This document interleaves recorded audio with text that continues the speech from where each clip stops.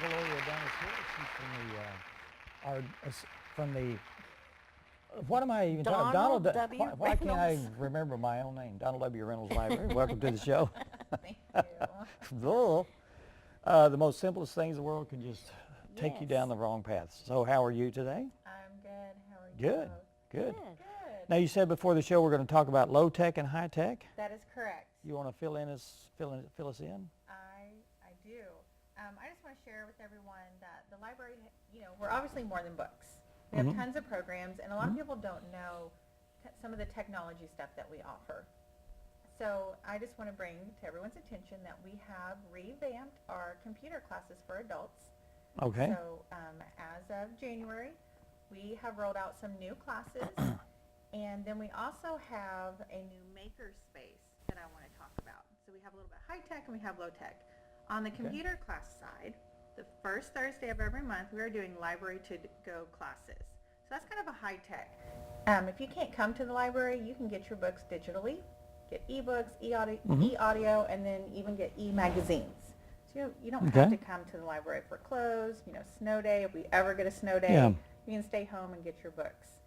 And how do you send those to people, or how do you do? Well, how's that work? They have an e-reader, a smartphone, Kindle, iPad. There is an app that they can use, or if it's a Kindle, they'll use Amazon. But we teach that class. You bring in your e-reader, you bring in your library card, and we will show you how to get those library books. Nice. Yes. That makes it real nice. It does. I love it. I didn't think I would like the digital reading, but I really do. Now, is there a certain time limit they can read the book, or is it like a library book where it expires? 2 weeks. And it 2 weeks? automatically gets taken off your device, so there's never any late fees. Oh, okay. That's Nice. the nice thing That's about the it. way you stop that. That's right. Yeah. Cool. That's Yeah. right. Some of the other new ones we have, the second Thursday of each month, we are teaching internet classes. So this is for someone that's new to computers. So we'll talk about the keyboard and the mouse. So just kind of a new person on a computer, don't know what they're doing. Most people are going to the internet these days. When they get their computer, it's for the internet. So we'll cover the basics and then get them on the internet, teach them how to, the different web browsers, search engines, all that kind of technology and those terms that people get confused over, and we'll get them on there and surfing the web. Okay. And then the next class, so the next Thursday of the month, we are doing email. We have learned that a lot of our patrons have trouble with email or don't have email. And that's a big concern for us because email is needed. Doctors' offices, Social Security offices, it's all about email. So we are tackling email. So you can come if you don't have an email, that's fine. We will get you an account. And if you do have email, you come and we'll teach you how to send an email, reply back, attach, files to it. So we're gonna do that. And so do you ever have classes for people who want to learn how to download pictures on the computer and do that kind of thing, or is that more advanced? We do. So typically those photos are going to be coming from your phone.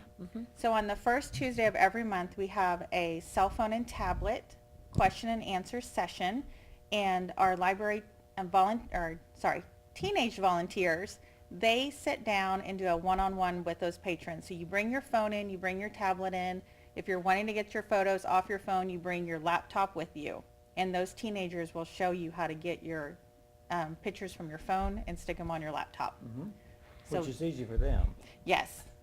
Isn't it amazing? It's a very They know personal everything. thing, so it's hard for me to teach it in the computer classes because it's not working with their computers. So those teenagers can tackle that. You just bring all your stuff and they'll do that.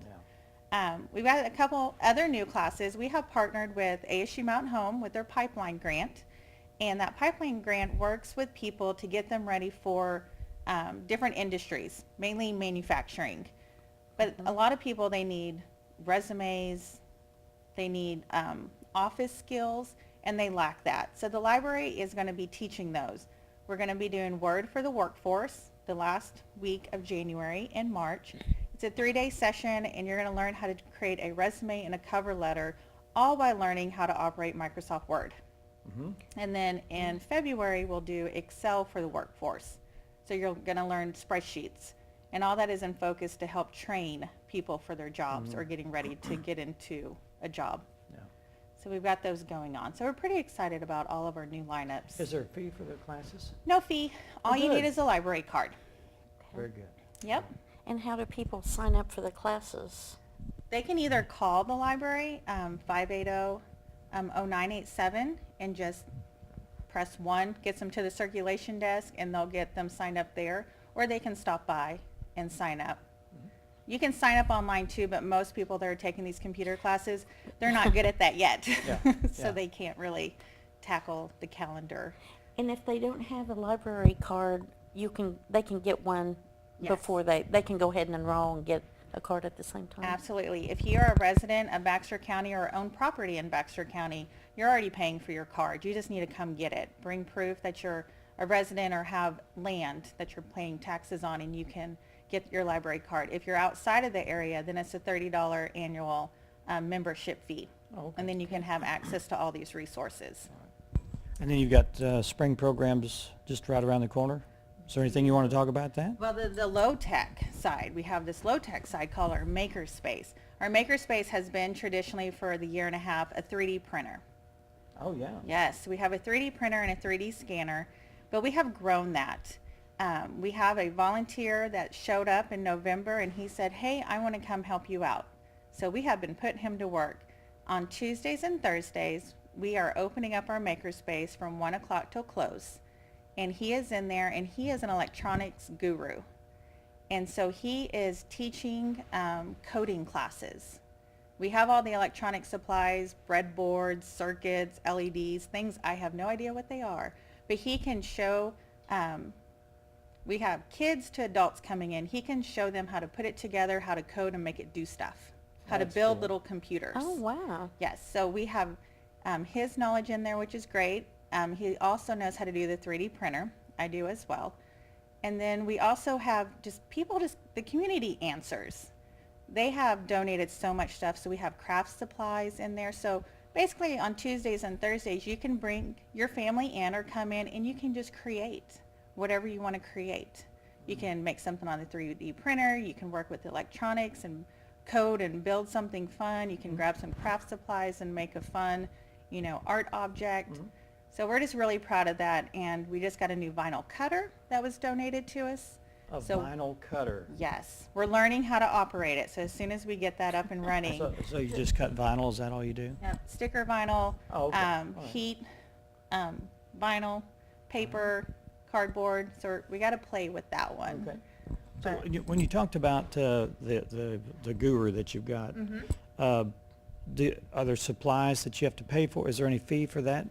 The makerspace itself is, with your library card, or technically you don't even need a library card. You just Okay. can come in and use it. There are some fees for material use. Right. Like the 3D printer, when you print, there'll be a small fee to replace the cost of the plastic being used. When we get the vinyl cutter, kind of some procedures with it, and we play with it, then there'll be a small fee for the replacement of that supplies.